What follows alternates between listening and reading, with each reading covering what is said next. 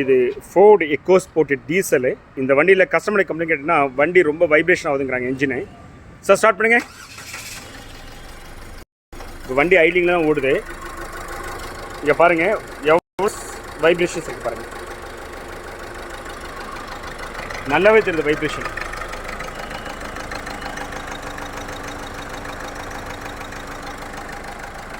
இந்த வண்டியில் warning indication வருது அப்படின்னு பார்ப்போம். வண்டியில் வார்னிங் இண்டிகேஷன்ஸுமே வருது. செக்கிங் லைட் எரியுது.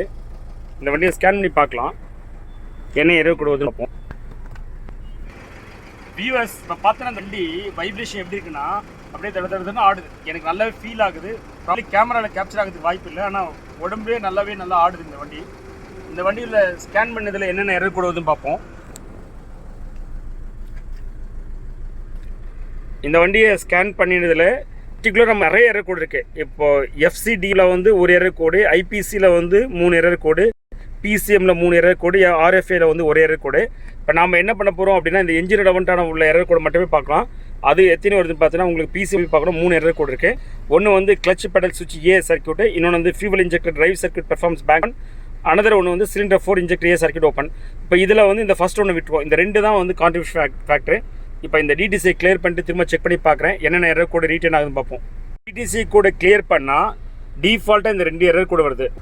இப்போ சிலிண்டர் 4 இன்ஜெக்ட் ஏ சர்க்யூட் ஓப்பன் வருது இல்லையா, அது வந்துன்னா இப்போ நான் சொல்லக்கூடியதில் எது வேணா இருக்கலாம்.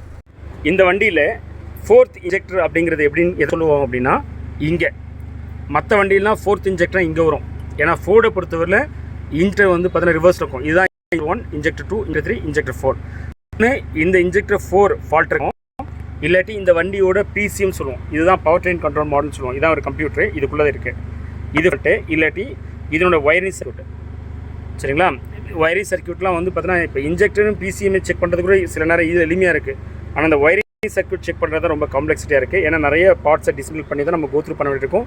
அதுலேயும் சில டைம் வந்து பார்த்தோன்னா உங்களுக்கு மல்டிமீட்டரில் செக் பண்ணும்போது கனெக்டிவிட்டி காட்டும், ஆனால் ரியல் டைமில் வந்து பார்த்தோன்னா ப்ராப்ளம்ஸ் அந்த சர்க்யூட்னாலே இருக்கும். ஸோ அது வந்து பார்த்தோன்னா பிகாஸ் வந்து எலக்ட்ரானிக்ஸ் ஃப்ளோஸ் வந்து இருக்கக்கூடிய அந்த நாய்ஸு சொல்லுவோம், அந்த மாதிரி இருக்கிறதுனால ஒரு இது எல்லாமே operate by signals, not by voltage. So அதனால் வந்து பார்த்தீங்கன்னா இந்த மாதிரி ப்ராப்ளம்ஸ் வந்துச்சுன்னா கொஞ்சம் பார்த்து தான் நிதானமாக தான் வந்து நீங்கள் வந்து பார்த்தீங்கன்னா ட்ரபிள் ஷூட் பண்ணிட்டு இருக்கோம். வியூவர்ஸ், இந்த காரை இப்போ நம்ம வந்து பார்த்தீங்கன்னா ரிப்பேர் பண்ண போகிறது இல்லை. ஒன்லி கஸ்டமருக்கு இதில் என்ன ஃபால்ட்டுங்கிறது மட்டும் தான் நம்ம சொல்லியிருக்கோம். எதனால் அப்படின்னா இந்த கஸ்டமர் ஒரு கார்பரேட் கம்பெனிலேருந்து வாங்கியிருக்காரா, 6 months தான் ஆகுது அப்படிங்கிறாரு. ஒருவேளை அங்கே வாரண்டி கவரேஜ் ஆகும்னா அங்கே இந்த வேலையை பண்ணிக்க சொல்லியிருக்கோம். ஆகாதுன்னா கொண்டு வர சொல்லியிருக்கோம். ஹோப் இந்த வீடியோ உங்களுக்கு கிளாரிட்டி கொடுத்துட்டு நினைக்கிறேன். அதாவது இன்ஜெக்டர் 4 சர்க்யூட் ப்ராப்ளம்னா என்ன, அது எப்படி எதெல்லாம் கான்ட்ரிபியூட் பண்ணணும், எப்படி சால்வ் பண்ணணும் அப்படிங்கிற ஐடியா கொடுத்துட்டு நினைக்கிறேன். நம்ம சேனலை இன்னும் நீங்கள் சப்ஸ்கிரைப் பண்ணணும்னா ப்ளீஸ் சப்ஸ்கிரைப். தேங்க்யூ.